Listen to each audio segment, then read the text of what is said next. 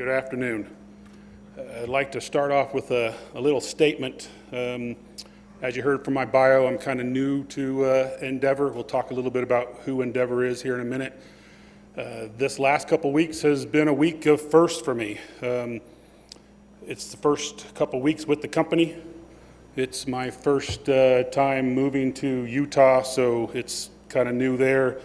I come from crude and refined product background in Washington State, so gathering and processing is a first for me as well. Shortly after I came here, one of the people I work with came up to me and said, "Hey, we have this energy summit coming up. Would you like to attend?" And naturally I thought, well, of course I want to attend. It's interesting. I've never been to an energy summit. Be a good opportunity to meet the people.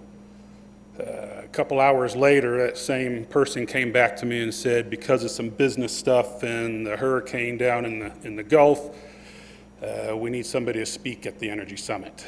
And in my mind, and I believe I actually said the words, "Of course not. I don't want to speak there. It's my first time here." And stuff.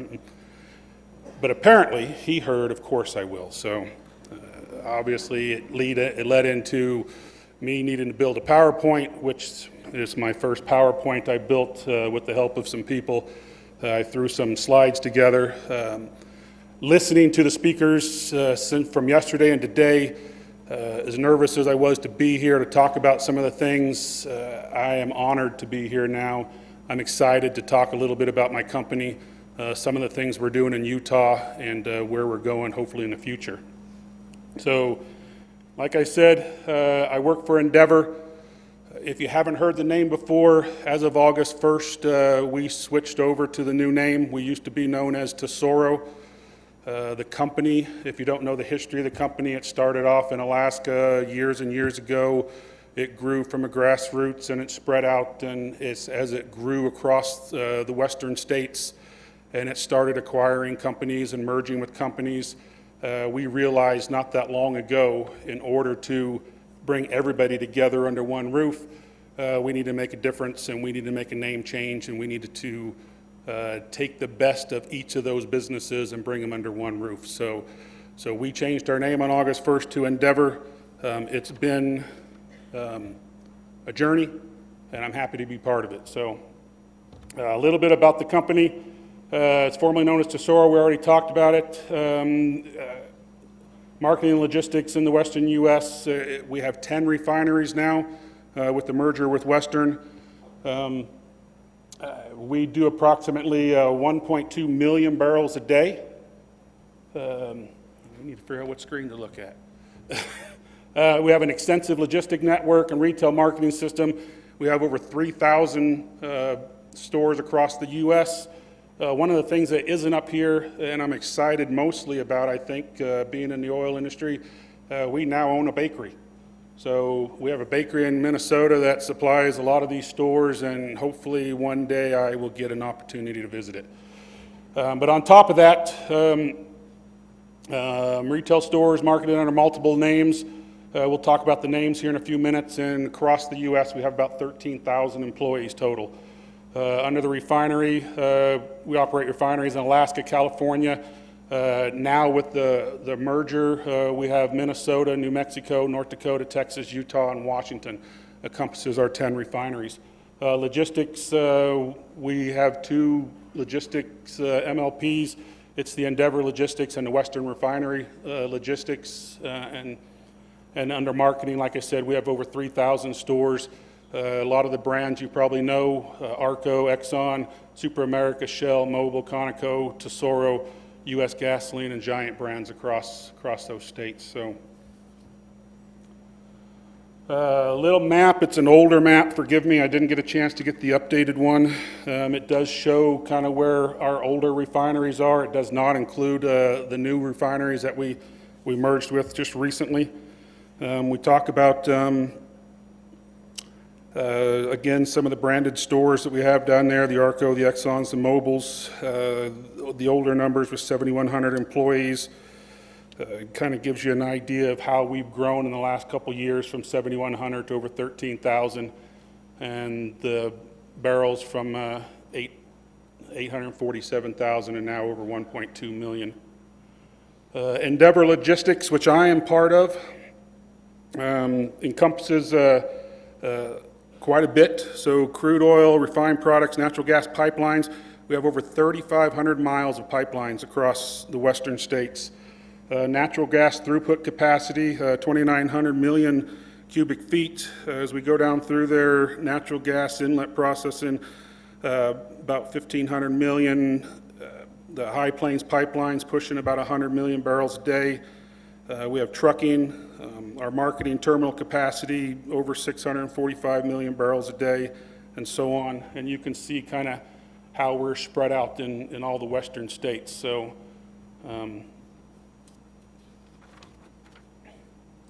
we do have a strategic framework for growth. Like I said, we started off in Alaska years ago. The company has grown. Our headquarters is in San Antonio, and we're constantly looking for growth out there.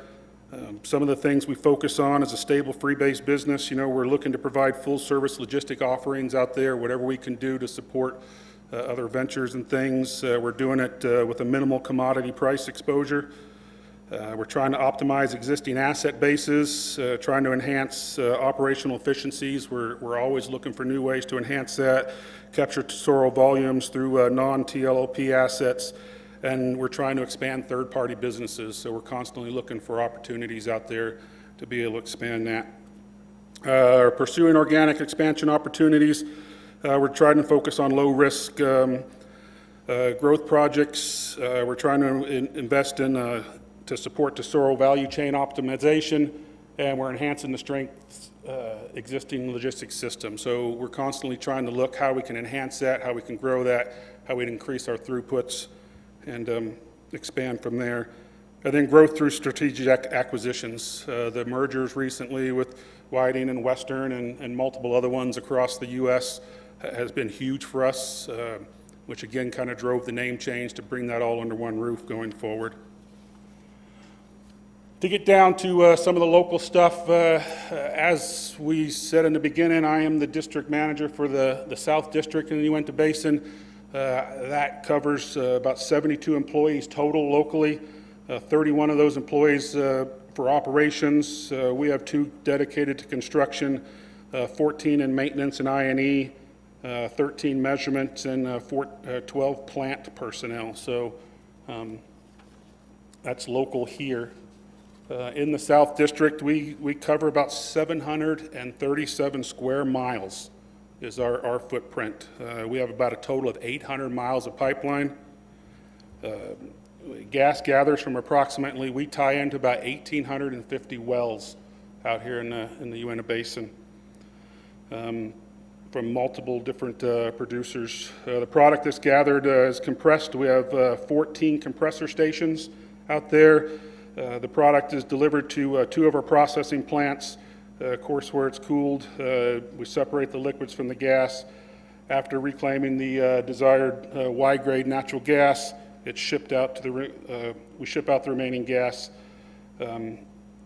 ship it out, and the remaining gas is recompressed and then sent to sales. So total annual volume, I believe this was from last year, about 67 million cubic feet is what we pushed through last year. As with any company, we have our operating principles. I know most people have talked about theirs, their safety programs and everything else. We're no different. There's a couple things I'd like to talk about on here. It's do it safely or not at all. We preach it on a daily basis. We believe in it as we go out there, whether it's in refined products, crude, gathering, our terminals, our plants, our refineries. It's about making sure that everybody gets home the same way they came to work that day. I'll talk about the second one here in a few minutes, but going down to the third one, we operate it. Oh, I'm sorry, let's head that backwards. There's always time to do it right. You know, we believe no matter what we do, we can shut down the job, we can do anything as long as we do it right. So it's planning. If we haven't planned it out correctly in the beginning, we'll stop the job. There's time to do it right. There's time to make a difference. There's time to do it better. I'll skip over the third one for a minute. Always report all incidences and near misses. It's part of what we believe in, no matter how big or small. The teams out there across the U.S., they see near misses, they identify them, they bring them up, we talk about them, and it really makes our company better. It drives us to do better across every part of our business, whether it's refineries or pipelines or gathering or terminals or what. So we capture those near misses as much as we can to do better. Going back to that second one, we operate at the pleasure of the community. I know a lot of companies believe that. It's in a lot of their literature and stuff like that. I've believed it my whole life. The companies I've worked for, I know what it means as you talk about operating at the pleasure of the community. It's about making sure we do it right. It's about including people. It's about looking out, protecting the environment, protecting the lands that we're on. But it wasn't until I came here and listened to what they talked about yesterday with the lieutenant governor and everybody as Colorado and Utah are teaming up to get on bigger projects, to grow more. And then I took that home last night and I started thinking about it, and I thought about my team that was here. I think about the people that are from this area, the people that are on my team with degrees, they're in the military, they play basketball. I have one person that works with me who was a Major League Baseball player. You know, they come from everywhere. Their history is you know, pretty big, and what they have to offer is pretty amazing when you look at how smart they are and what they can do. Yet they're from here, and they choose to come back here. They could go almost anywhere, and they choose to come back here. So as I read that third statement, and like I said, I believed in it my whole life, that we operate at the pleasure of the community, it really brought a whole new meaning to me, that the people that work for Endeavor today in the Uintah Basin, it is their community, it's their house. They believe in it as we look at the environment, as we look at the things we do each and every day. It makes me pretty proud to be part of this team. So for that, I like our stop work obligation. A lot of people have stop work policies out there. It's called stop work responsibility in most companies. It was the first time when I came here that we called it an obligation.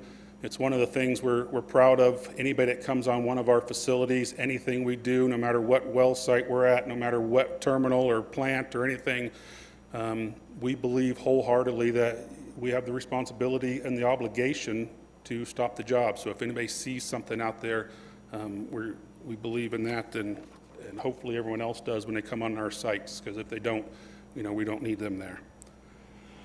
I wanted to kind of go back a little bit with the refineries and talk about some of our efforts with clean fuels.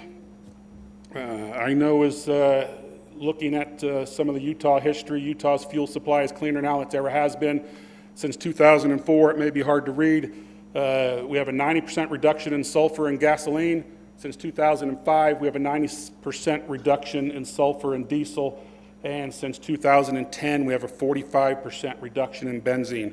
That kind of all plays into the Tier 3 gasoline project that's out there. I know they mentioned earlier that the governor's, you know, one of his 4 cornerstones is energy, and Tier 3 is part of that as we move forward. So the regulations that were passed in 2014, reducing sulfur content of gasoline from 30 to 10 parts per million by 2017 for larger refineries, 2020 for smaller ones.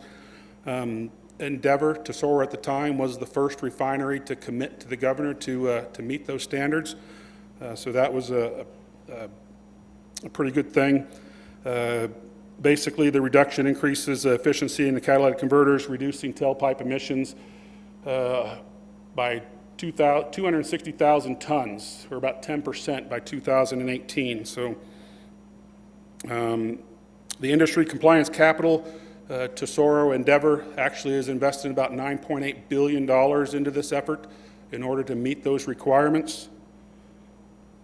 There's a project in place to retrofit the infrastructure that'll get us down there by the committed dates. The pending applications, we're just waiting on Department of Air Quality to get back for us to get started on that. And again, we committed to the governor to produce 10 parts per million by the deadline. So we are currently on track in order to meet that. Last thing I kind of wanted to touch on was some community involvement. I know others have touched on it as well. Kind of proud to be part of it. We have a team dedicated to reaching out to the community. They're part of everything they do. We're looking at investing. We've already have invested, and we have plans to invest tens of thousands in the STEMS programs locally. We're donating backpacks and school supplies to local charities. We're holding full food drives for local food pantries. We support the local 4-H clubs. Member of the Vernal Chamber of Commerce, which I haven't had the opportunity to be at yet, but hopefully soon. We participate in local blood drives, and one of the things I'm most interested in is we're sponsor for the upcoming holidays in Vernal. And the reason why that interests me is since I've came here, I've heard a lot about how harsh the winters are. As I went to the holidays website and noticed that it was in late November and there were still people in light jackets, it kind of made me feel a lot better that it's not going to be as bad. I hope it's not going to be as bad as what I'm told. So we're excited to be part of the community. We're reaching out constantly. Like I said, the team is doing everything they can to reach out. If there's anybody that in here that needs from me, I'd be happy to be part of any program, be able to talk to anybody, be able to be part of something coming up. So in order to make a difference. I really am honored to be here. I appreciate the opportunity to talk to you, and hopefully, especially with all the people that are local, we'll get a chance to talk more soon. Thank you.